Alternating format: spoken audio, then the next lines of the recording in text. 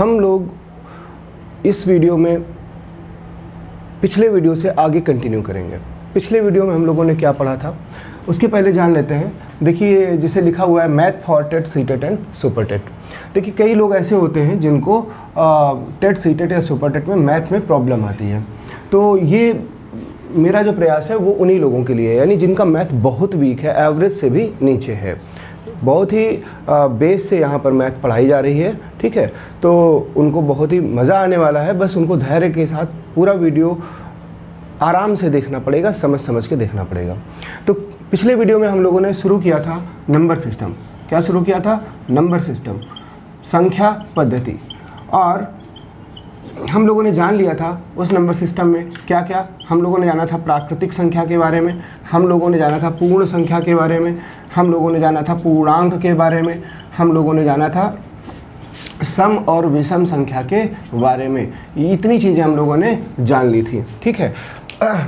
बहुत जल्दी से देख लेते हैं। वैसे अगर आपने पिछला वीडियो देखा है, प्लेलिस्ट में आप जाइए, वहाँ पे आप देखेंगे तो बहुत डिटेल में बताया गया। प्राकृतिक संख्याएं क्या होती हैं? एक से शुरू होकर और आगे तक चली जाती हैं। तो प्राकृतिक संख्याएं हमेशा एक से शुरू होती हैं। सबसे छोटी प्राकृतिक संख्या फिर एक हो जाएगी, सबसे बड़ी आप बता नहीं सकते क्योंकि आगे तक संख्याएं मिलती रहेंगी। पूर्ण संख्या में क्या होता था? 0 से शुरू होती थी और फिर बाकी वही सभी प्राकृतिक संख्याएं हो जाती थी, ठीक है। तो ये पूर्ण संख्याएं होती थी। पूर्ण और प्राकृतिक में फ़र्क सिर्फ इतना होता था कि पूर्ण संख्या 0 से शुरू होती है और प्राकृतिक संख्या 1 से शुरू होती है। पूर्णांक क्या होते हैं? मतलब पूर्णांक मतलब पूरे अंक, पूर्ण अंक। अगर इसको हम संधि विच्छेद करें तो जैसे 5, 8, 12, 17 ये सभी क्या है? पूर्णांक है। पर 5.3, 5.8, 12.4, 13.5 है ना, या 17/2 अगर हल करेंगे तो दशमलव में ही तो आएगा ना। तो अगर पूर्णांक के साथ कुछ फ्रैक्शनल पार्ट लगा हो तो फिर वो पूर्णांक नहीं रह जाता है, ठीक है। तो ये जहाँ केवल पूरे अंक लिखे हों वो पूर्णांक कहलाते हैं, ठीक है। पूर्णांक भी आपने 2 प्रकार के पढ़े थे। धन पूर्णांक जैसे 1, 2, 3, 4 और आगे ऋण पूर्णांक -1, -2, -3, इन्हें जिनके आगे माइनस लग जाता है वो ऋण पूर्णांक हो जाते हैं। फिर आपने पढ़ा सम संख्याएं। सम संख्याएं क्या होती हैं? ऐसी संख्याएं जिसके आखिरी में 0, 2, 4, 6, 8 हो वो सम संख्याएं। ऐसी संख्या जिनके आखिरी में 1, 3, 5, 7, 9 हो वो विषम संख्या है। हम लोगों ने ये भी तरीका जाना था, जैसे कोई संख्या लिखी हुई है 1214, तो ये सम है कि विषम। तो देखने के लिए हम क्या करेंगे? सिर्फ अंतिम अंक उठाएंगे और उसमें 2 से भाग देंगे और देखेंगे जा रहा है कि नहीं जा रहा है। 4 में 2 से भाग चला जाएगा, इसका मतलब पूरी की पूरी संख्या सम है। लेकिन अगर 2557 लिखा होता और अगर इसे चेक करना होता सम है कि विषम, इवन है कि और, तो क्या करते? 7 में 2 से भाग देते, पूरा पूरा भाग नहीं जाएगा, इसलिए क्या हो जाती? ये विषम हो जाती। तो डिटेल में पिछला वीडियो बहुत लगभग 20-25 मिनट का वीडियो सिर्फ इन्हीं चीज़ों पर है। तो उसे अगर आप देखेंगे, अगर नहीं देखा है तो फिर अब आगे जो हम लोग पढ़ने जा रहे हैं वो बहुत अच्छे से समझ में आएगा। हाँ, जो देख चुके हैं उनका आसानी से रिविज़न ज़रूर हो गया होगा। तो अब समय ना बर्बाद करते हुए हम लोग बढ़ते हैं आगे। और आज हम लोगों को पढ़ना है अभाज्य संख्याओं के बारे में, भाज्य और अभाज्य संख्याओं के बारे में। इससे कम से कम एक क्वेश्चन तो आपको मिलता ही मिलता है। एक क्वेश्चन सिर्फ इसी टॉपिक से मिलता है, अभाज्य संख्याओं से। आप किसी भी ईयर का टेट का पेपर उठा के देख लीजिए, आपको एक क्वेश्चन आराम से इसी टॉपिक से मिल जाएगा, अभाज्य संख्या। अभाज्य संख्या तो फिर इसका अपोजिट क्या हो जाएगी? भाज्य संख्या। क्या हो जाएगी? भाज्य संख्या, ठीक है। चलिए, अभाज्य संख्याएं क्या होती हैं? अभाज्य संख्याएं होती क्या हैं? देखिए, और इसे लिख भी लीजिए जो मैं बोल रहा हूँ, उसके बाद तो मैं उसे डिस्क्राइब भी कर दूंगा आपको। ऐसी संख्याएं जिनमें या तो स्वयं से भाग जाए या 1 से भाग जाए, वह संख्याएं अभाज्य संख्याएं कहलाती हैं। यानी अभाज्य संख्याएं होने के लिए कोई संख्या अभाज्य है कि नहीं है, ये होने के लिए एक ही शर्त है कि उसमें 2 संख्याओं से भाग जाना चाहिए, स्वयं से और 1 से। जैसे मान लीजिए हमने उठा लिया 11। अब 11 में 1 से तो भाग चला ही जाएगा, 1 से तो हर संख्या में भाग चला जाता है। और 11 में और किसी संख्या से भाग जा रहा है क्या? 2 से भी नहीं जाएगा, 3 से भी नहीं जाएगा, 5 से भी नहीं जाएगा, 7 से भी नहीं जाएगा, खुद 11 से ही जाएगा। तो 11 अभाज्य संख्या है, हम कह सकते हैं। क्यों है? क्योंकि अभाज्य होने की शर्त एक ही थी, 1 से भाग जाए और किससे भाग जाए? खुद से भाग जाए, यानी स्वयं से भाग जाए, उसी संख्या से, जैसे 11 में 11 से ही जा रहा है, ठीक है, बाकी किसी भी संख्या से भाग ना जाए तो वो संख्या क्या हो जाएगी? अभाज्य हो जाएगी। जैसे मान लीजिए हम लोगों ने उठा लिया 7, 1 से भाग जाएगा, खुद 7 से जाएगा, बाकी किसी संख्या से 7 में भाग नहीं जा सकता है, इसलिए इसको हम क्या कह देंगे? अभाज्य। अभाज्य क्यों हो गई? क्योंकि इसने अभाज्य होने की शर्त पूरी कर ली। और अभाज्य होने की शर्त क्या थी? कि 1 से भाग जाए और खुद से भाग जाए, बाकी किसी से भाग ना जाए। ठीक है, हम लोग ले लेते हैं सपोज मान लीजिए नंबर 13। 13 में 1 से भाग जाएगा, खुद 13 से जाएगा और किसी संख्या से भाग नहीं जाएगा, ना 2 से, ना 3 से, ना 5 से, ना 7 से, ना 11 से। तो इसका मतलब इसमें भी केवल 2 ही संख्याओं से तो भाग जा रहा है, 1 से और खुद से, इसलिए इसको भी हम क्या कह सकते हैं? अभाज्य, यानी प्राइम। प्राइम को अभाज्य कहते हैं, है ना। तो ये प्राइम नंबर हो गया, ये अभाज्य संख्या हो गई। तो मुझे लगता है अभाज्य संख्याओं का कॉन्सेप्ट आपको समझ आया कि अभाज्य संख्याओं का कॉन्सेप्ट होता क्या है। अभाज्य संख्या कोई है कि नहीं है, हम किस तरीके से तय करेंगे, हम ये देखेंगे। उसमें 2 संख्याओं से ही भाग जा रहा है, अगर तीसरी संख्या से चला गया तो वो अभाज्य नहीं रह जाएगी। जैसे आप समझने के लिए ले लीजिए 9। 9 में 1 से जाएगा, खुद से जाएगा, लेकिन ये भाई साहब 3 है, 3 से भी भाग चला जाएगा 9 में, और इसलिए ये अभाज्य नहीं रह गई, प्राइम नंबर नहीं रह गई। इसलिए ये संख्या कौन सी हो गई? भाज्य हो गई। कौन सी संख्या हो गई? भाज्य हो गई, यानी 9 भाज्य है। तो अब आपको भाज्य होने की भी शर्त यहाँ पर क्लियर हो गई होगी कि भाज्य होने के लिए कम से कम 3 संख्याओं से भाग जाना चाहिए। 3 से ज़्यादा संख्याओं से तो जा सकता है, लेकिन कम से कम 3 संख्याओं से तो भाग जाना ही जाना चाहिए। कोई संख्या भाज्य है या नहीं है, ये इस बात पर निर्भर करता है कि उसमें कम से कम 3 संख्याओं से भाग जा रहा है कि नहीं जा रहा है। अगर जा रहा है तो वह संख्या भाज्य है, अगर नहीं जा रहा है तो वह संख्या भाज्य नहीं, अर्थात अभाज्य है। ठीक है, जैसे मान लीजिए आपने 12 ले लिया, 12 में 1 से जाएगा, 2 से भी चला जाएगा, 3 चौको 12, 3 से भी चला जाएगा, 4 3 12, 4 से भी चला जाएगा, 6 दूनी 12, 6 से भी चला जाएगा, और खुद से तो जाएगा ही जाएगा। तो ये संख्या क्या है? ये भाज्य है ना। अभाज्य होने के लिए क्या होता है? केवल 1 से जाए और खुद से जाए, इन सब से ना जाता तो अभाज्य हो जाती। ठीक है, तो भाज्य और अभाज्य का कॉन्सेप्ट आपको समझ में आया मेरे हिसाब से। एक बार फिर से समझ लेते हैं बहुत जल्दी। ऐसी संख्याएं जिसमें केवल 1 और स्वयं से भाग जाता है अभाज्य संख्याएं कहलाती हैं। 1 और स्वयं से अभाज्य संख्या कहलाएगी। और अगर 1 और स्वयं के अलावा किसी और संख्या से भी भाग चला गया तो वह संख्या अभाज्य नहीं होती, वह भाज्य होती है। बात समझ में आई कि नहीं समझ में आई? अगर नहीं आई तो आप बैक करके फिर से सुन सकते हैं। ठीक है, अब हम लोग थोड़ा सा और डिटेल में चलते हैं। अब बात जब यही आई कि अभाज्य और भाज्य क्या होती हैं, जब समझ भी लिया अभाज्य और भाज्य क्या होती हैं। अभाज्य संख्याएं वो होती हैं जिनमें केवल 2 संख्याओं से ही भाग जाता है, और भाज्य संख्याएं वो होती हैं जिनमें कम से कम 3 संख्याओं से भाग जाता है, बाकी 3 से ज़्यादा से भी जा सकता है। तो फिर बात शुरू होती है कि भैया सबसे छोटी अभाज्य संख्या क्या है? तो भाई 1 से शुरू करते हैं। 1 से शुरू करते हैं। 1 में 1 से भाग जा रहा है और खुद से जा रहा है। 2 को देखते हैं, 2 में 1 से जा रहा है और खुद से जा रहा है। 3 को देखते हैं, 3 में 1 से भाग जा रहा है, खुद से जा रहा है। 4 को देखते हैं, 4 में 1 से जा रहा है, 2 से भी चला जा रहा है, और 4 से तो खुद से तो जाएगा ही, 4 एकम 4। 5 देखते हैं, 5 में 1 से भाग जा रहा है, खुद 5 से भाग जा रहा है। ठीक है, तो इसमें बताइए क्या ये अभाज्य है? क्या ये अभाज्य है? ये अभाज्य नहीं है। क्यों नहीं है? क्योंकि अभाज्य होने के लिए शर्त यही है कि 2 संख्याओं से भाग जाना चाहिए। यहाँ पर तो 3 संख्याओं से भाग चला गया है, तो ये अभाज्य नहीं है। अब एक प्रश्न ये भी आता है कि क्या ये अभाज्य है? इसको अगर हम देखें और चेक करें कि क्या ये अभाज्य है, तो पहली नज़र में तो ये अभाज्य ही लग रही है। क्यों? क्योंकि भाई 1 से जा रहा है और खुद से जा रहा है। लेकिन अगर हम दूरदृष्टि से सोचें और समझें तो आप ज़रा देखिए, ये 1 और ये 1 है तो एक ही संख्या है ना। यहाँ पर तो देखो 2 अलग अलग संख्याएं हैं, 2 अलग अलग संख्याएं हैं, 2 अलग अलग संख्याएं हैं।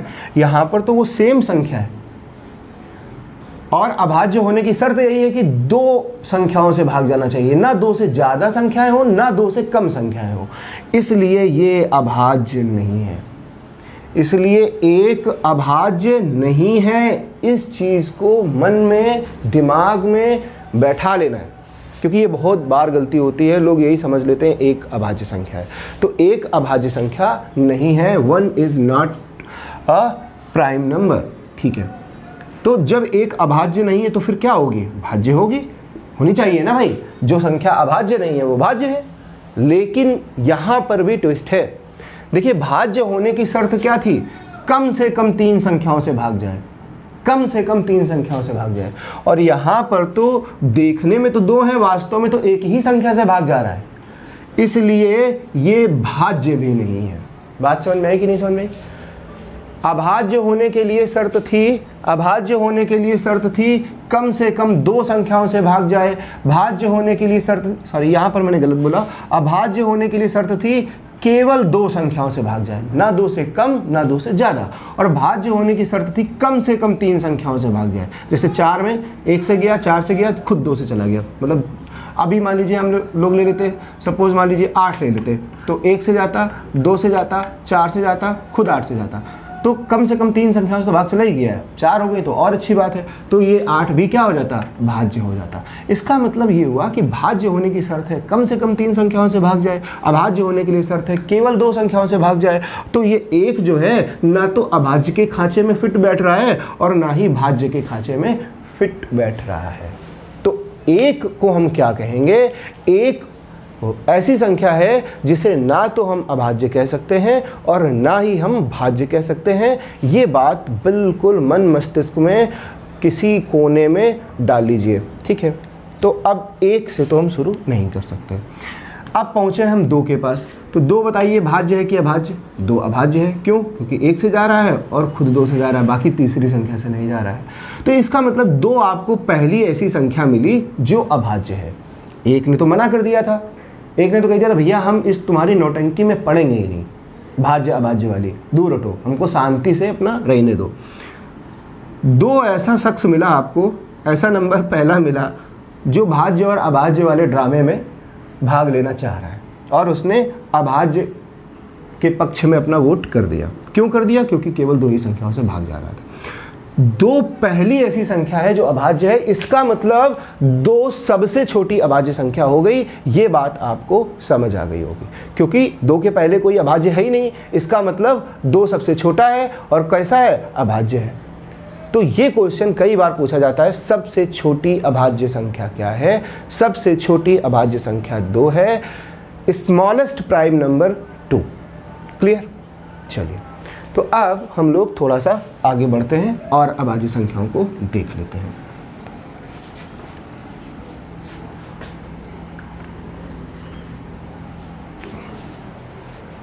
तो अभाज्य संख्याओं की शुरुआत होती है 2 से। 2 के बाद फिर 3 के बाद 5 के बाद 7 के बाद 11 के बाद 13 17 19 23, इसके बाद आपको मिल जाएगी 29 31 37 41 43 47, इसके बाद आपको मिल जाएगा 47 के बाद 49 में तो भाग चला जाता है, 51 में चला जाता है, 53 57 में तो भाग चला जाएगा, 59 61 और 67 और 71 73 79 और आपका 83 89 और 97।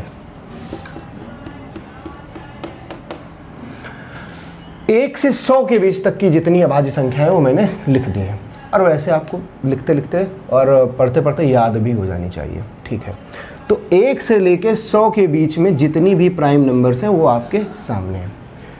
एक बार क्वेश्चन पूछा गया था कि 1 से लेकर 100 तक के बीच में कितनी अभाज्य संख्या है, तो अगर हम इनको काउंट करें तो 1 2 3 4 5 6 7 8 9 10 11 12 13 14 15 16 17 18 19 20 21 22 23 24 25। इसका मतलब 1 से लेकर 100 तक कुल 25 अभाज्य संख्याएं हैं। कितनी अभाज्य संख्या है? 25 अभाज्य संख्याएं। 25 prime numbers are there between 1 to 100। ठीक है, अब किसी का मन करे, मान लो कभी कहते भैया 1 से लेके 50 के बीच में कितनी अभाज्य संख्या है, तो देखिए 1 2 3 4 5 6 7 8 9 10 11 12 13 14 15, यानी 1 से लेके 50 के बीच में कितनी अभाज्य संख्या है? 15। कोई आपसे ये पूछ दे एक अंकीय कितनी अभाज्य संख्याएं होती हैं? एक अंकीय यानी एक अंक की, तो एक अंक की कितनी अभाज्य संख्याएं होती हैं भाई? एक अंक वाली यही तो है, 1 2 3 4। बात समझ में आई कि नहीं समझ में? तो एक अंकीय अभाज्य संख्याएं कितनी हो जाएंगी? 4। कोई आपसे कह दे 2 अंकीय अभाज्य संख्याएं कितनी होती हैं? तो देखिए 2 अंक की टोटल थी 25, 1 से 100 के बीच में। 2 अंकों की, सॉरी 1 से 100 के बीच में टोटल अभाज्य संख्या कितनी थी? 25। अब हमको बताना है केवल 2 अंकों की, तो उससे 1 अंकों वाली हटा दें। 1 अंकों वाली कितनी है? 4। तो 25 में 4 घटा देंगे, क्या बचेगा? 21। इसका मतलब 2 अंकों की कुल अभाज्य संख्याएं कितनी हो जाएंगी? 21। ये मेरा बताने का मतलब बस यही है कि क्वेश्चन में वो आपसे किसी भी तरीके खेले, आप उसको बिल्कुल आसानी से सॉल्व कर सकें। तो ये हो गया। और भी क्या पूछ सकते हैं? जैसे देखिए कुछ अभाज्य संख्याएं ऐसी होती हैं, ध्यान से अगर आप देखेंगे, कुछ अभाज्य संख्याएं ऐसी होती हैं, जैसे मान लीजिए 13। देखिए 13 को आप अगर अंक पलट दें, यानी इकाई को दहाई, दहाई को इकाई, तो भी वो क्या है? 31। अभाज्य ही तो है। आप 17 देख लीजिए, 17 में भी अंकों को पलट देंगे तब भी ये क्या है? अभाज्य ही तो है। उसके बाद और आप कौन सी संख्या ले सकते हैं? 29 ले लीजिए, नहीं 29 नहीं ले सकते, 31 हो चुका, 37 ले लीजिए। 37 में जब अंकों को पलट देंगे तो क्या हो जाएगा? 73 मिलेगा, और ये भी तो अभाज्य ही है 73। और उसके बाद आपको मिल सकता है 79। 79 में अंकों को पलट देंगे तो क्या हो जाएगा? 97। कहने का मतलब आपसे ये भी पूछ सकते हैं कि कुल कितने ऐसे युग्म होते हैं संख्याओं के 1 से 100 के बीच में कि उनके अगर अंकों का स्थान हम पलट दें तो भी वो अभाज्य ही रहे। बात समझ में आई कि नहीं समझ में आई? मेरा बताने का क्या मतलब था? अभी तक नहीं पूछा गया, पूछ सकते हैं। और इसके अलावा आप अगर इसको ध्यान से समझ रहे हैं तो आपको ये भी समझ आ रहा होगा कि अगर हमें कॉन्सेप्ट पता है, अगर हमें ये पता है अभाज्य संख्या क्या है, तो फिर वो कोई भी क्वेश्चन पूछे, हो सकता है हमें 1 आध मिनट की देरी लग जाए, लेकिन हम उसे सॉल्व कर पाएंगे। इसलिए फोकस ऑन द कॉन्सेप्ट, ठीक है। अब चलिए हम लोग ये चीज़ें समझ चुके, अभाज्य संख्याएं, थोड़ा सा इसमें और भी क्वेश्चन बनते हैं। वो क्या बनते हैं ज़रा देख लीजिए। अगर आपसे पूछा जाए सबसे छोटी अभाज्य संख्या क्या होगी, लिखते भी रहिए, सबसे छोटी अभाज्य संख्या क्या होगी? 2 होगी। इस 2 के साथ एक बड़ी अच्छी चीज़ जुड़ी हुई है। अगर आप इस 2 को बंद कर लें और अब आप देखिए जितनी भी अभाज्य संख्याएं लिखी हैं और आगे भी आएंगी, 100 के बाद भी आएंगी, जितनी भी अभाज्य संख्याएं लिखी हुई हैं उनमें से क्या कोई आपको सम संख्या दिख रही है? इवन नंबर दिख रही है? नहीं दिख रही होगी। किसी भी संख्या में 2 का भाग नहीं जाएगा। देखिए 61 में भी नहीं जाएगा, 67 में नहीं जाएगा, 43 में नहीं जाएगा, 47 में नहीं जाएगा। इसका मतलब सभी की सभी अभाज्य संख्याएं कैसी हैं? विषम है, ऑड है ना। हमने आपको अभी बताया भी था कि ऐसी संख्याएं जिनमें 2 का भाग ना जाए वो विषम होती हैं, या जिसके आखिरी में 1 3 5 7 9 हो वो विषम होती हैं। तो ये सभी विषम है, केवल और केवल ये जो 2 है ना, यही सम है, इवन नंबर है। देखिए 2 में 2 का भाग चला जाएगा, 2 एकम 2। तो आप ये समझे कि हमारी मैथ की दुनिया में जितनी भी अभाज्य संख्याएं हैं, 2 को छोड़कर, अगर हम 2 को छोड़ दें तो सब की सब क्या है? विषम है। इसका मतलब 2 अकेली संख्या हुई जो सम है और अभाज्य है। 2 एकमात्र ऐसी संख्या है जो सम है और अभाज्य है। ये चीज़ आपको नोट करनी चाहिए। 2 एकमात्र सम अभाज्य संख्या है। बात क्लियर हुई ना? बात क्लियर हुई ना?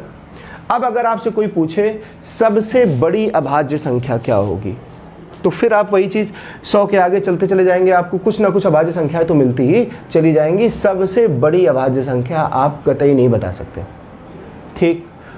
अब वो थोड़ा सा आपको घुमाएंगे, क्वेश्चन ध्यान से सुनिएगा। वो बोलेंगे आपसे सबसे बड़ी सम अभाज्य संख्या बताइए, सबसे बड़ी सम अभाज्य संख्या बताइए। तो भैया जी सम अभाज्य संख्या तो एकमात्र ही एक यही तो है, 2 है ना। इसके अलावा कोई सम अभाज्य संख्या है ही नहीं, और क्वेश्चन पूछ रहा है सबसे बड़ी सम अभाज्य संख्या बताओ, तो चाहे भैया सबसे बड़ी पूछें चाहे सबसे छोटी पूछें, आंसर क्या रहेगा? 2 ही रहेगा, लेकिन तब जब वो सम अभाज्य संख्या पूछेंगे। बात क्लियर हुई ना? बात क्लियर हुई? चलिए, अब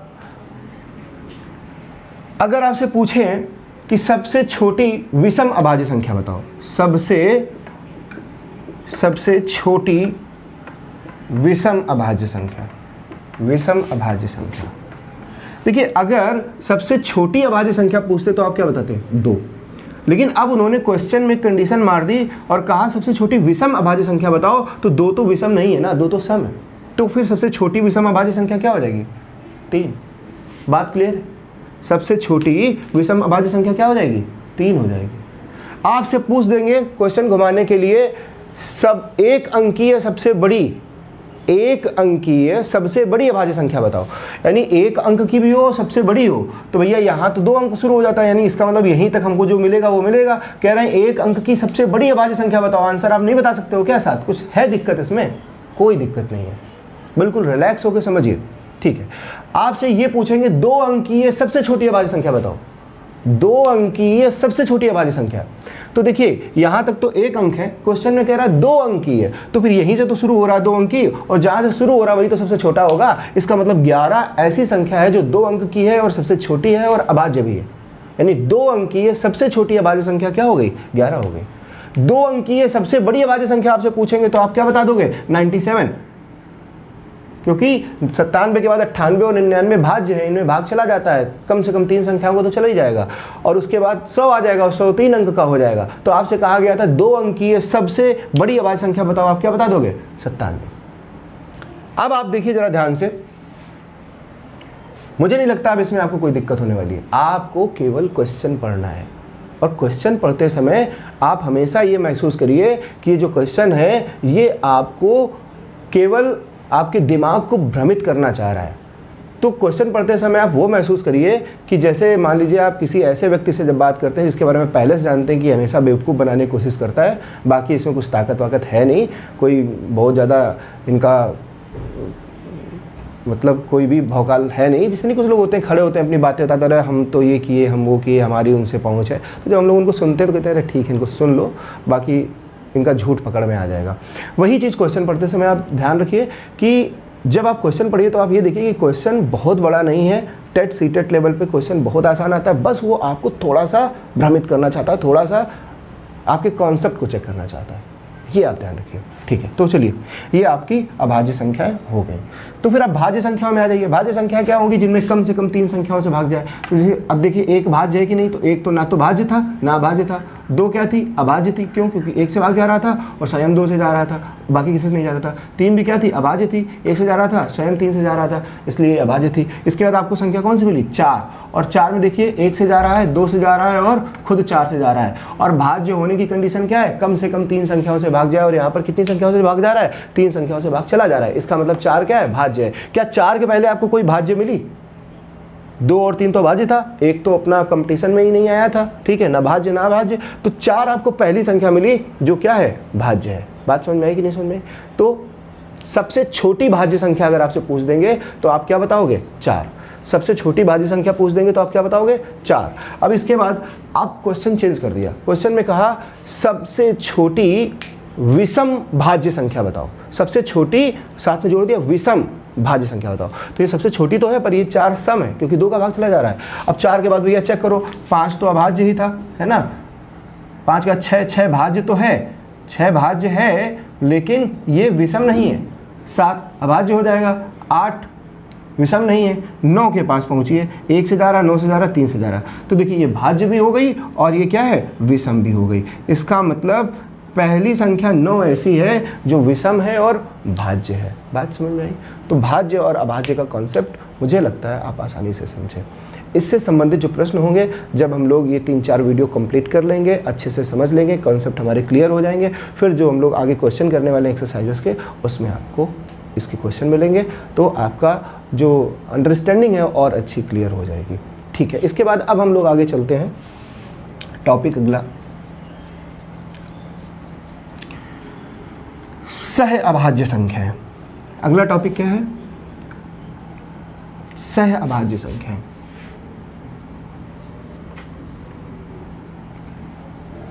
उसके पहले जरा देख लीजिए युग्म अभाज्य संख्याएं।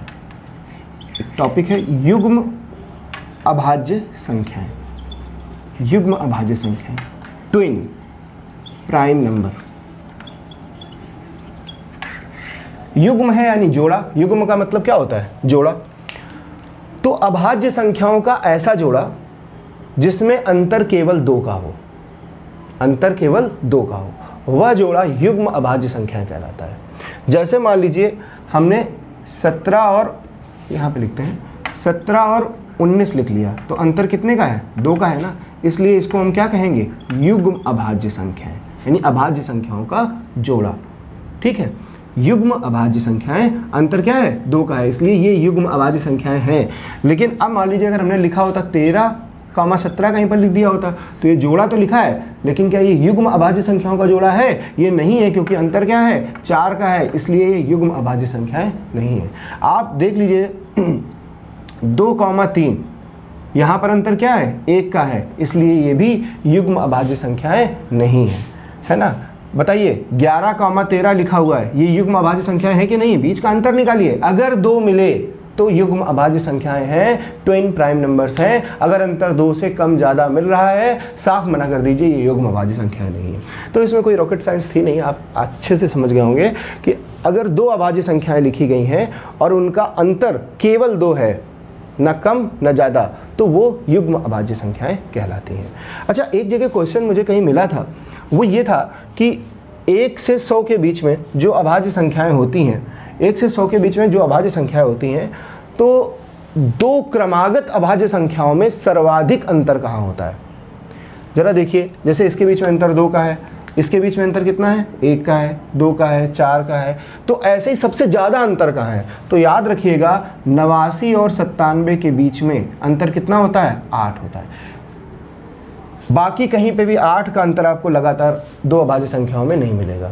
ठीक है ना। तो ये क्वेश्चन आपको अगर कभी टकरा जाए तो बता सकते हैं कि अगर 1 से 100 के बीच की अभाज्य संख्याएं ली जाए और उनमें ये देखा जाए कि 2 लगातार अभाज्य संख्याओं में सबसे ज़्यादा अंतर कहाँ होगा, वो 89 और 97 के बीच में होगा 8 का, बाकी कहीं नहीं मिलने वाला। जैसे यहाँ पे देख लीजिए 2 का है ना, जैसे यहाँ पर देख लीजिए 6 का अंतर है, लेकिन सर्वाधिक अंतर कहाँ पर होगा? 89-97 के बीच में 8 का। और सबसे कम फिर कहाँ पर होगा? सबसे कम होगा 2 और 3 के बीच में 1 का अंतर।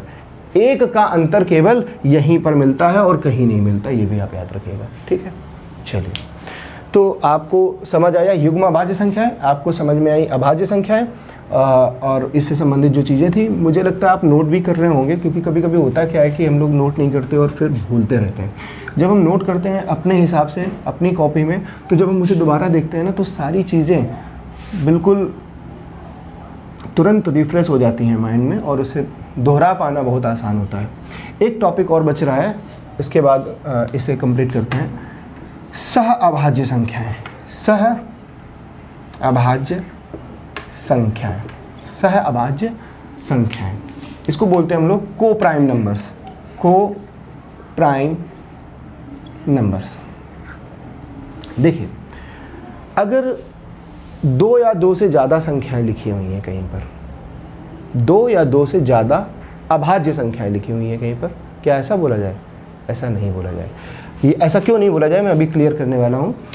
अगर 2 या 2 से अधिक संख्याएं लिखी हुई हैं और उनका मासा 1 है, अगर आपको मासा और लासा नहीं निकालना आता है तो हम लोग कुछ समय बाद इसको भी सीखने वाले हैं, लासा मासा भिन्न सारी चीज़ें सीखेंगे। लेकिन अभी मैं आपको समझाने के लिए थोड़ा समझा देता हूँ। जैसे मान लीजिए कहीं पे लिखा हुआ है 6 और 8, दोनों में 1 का भाग तो चला जाएगा, इसमें 1 का चला जाएगा, इसमें भी 1 का चला जाएगा, इसमें 2 का भी चला जाएगा, इसमें भी 2 का चला जाएगा, है ना। अब अगर हम यहाँ पे कहीं लिख दें, मान लीजिए 5 और मान लीजिए लिख दिया 9, अब इसमें 1 का चला जाएगा, इसमें भी 1 का भाग चला जाएगा। लेकिन क्या दूसरी ऐसी कोई संख्या आपको मिल रही है जिससे दोनों में भाग जा रहा हो? 3 से 9 में, तो 9 में 3 से तो चला जाएगा, लेकिन 5 में नहीं जाएगा। इसका मतलब इसका मासा क्या है? 1 है। बाकी जब मासा पढ़ाऊंगा तो बहुत डिटेल में पढ़ाऊंगा आपको।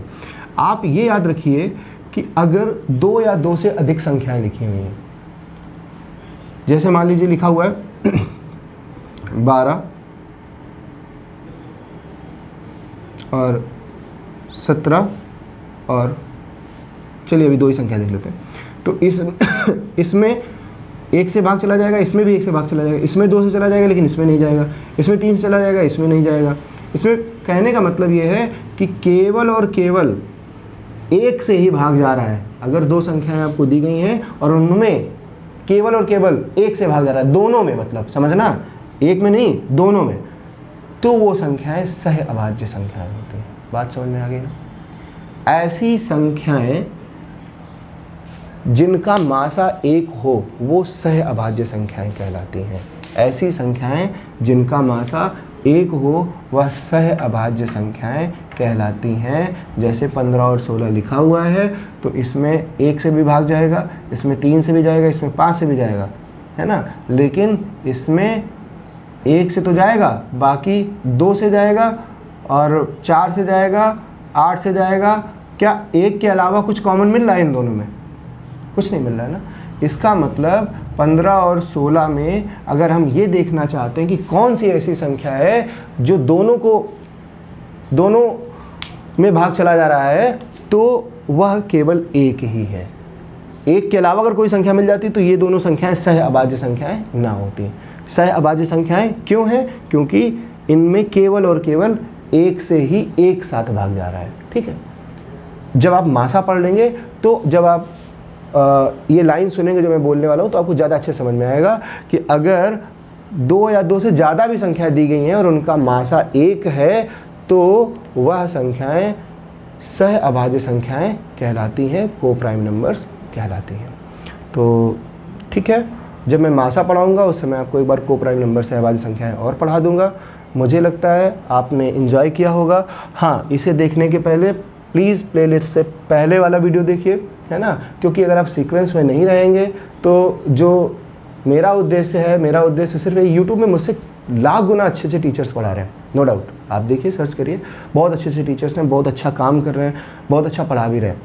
लेकिन मेरा जो उद्देश्य है, मैं उन लोगों को देख कर आया हूँ, क्योंकि मैंने ऑफलाइन भी पढ़ाया लोगों को, तो वो लोग जिनको मैथ बिल्कुल आती ही नहीं है, तो मैंने बिल्कुल जीरो से उठाना शुरू किया है। और अगर आप उस कैटेगरी में हैं कि आपको मैथ आती ही नहीं है, बहुत कम आती है, तो फिर आपको एक एक वीडियो बहुत अच्छे से देखना पड़ेगा। कहीं पर आपको डाउट है, आप कमेंट कर सकते हैं। अगर आपको लगता है कि मैं कुछ बेहतर आपको और दे सकता हूँ, कुछ मैं अपना तरीका बदल लूँ या कुछ मेरे तरीके में गड़बड़ी है, तो आप बिल्कुल निसंकोच बता सकते हैं, क्योंकि जब आप सीखेंगे तभी आप आगे जीतेंगे। धन्यवाद।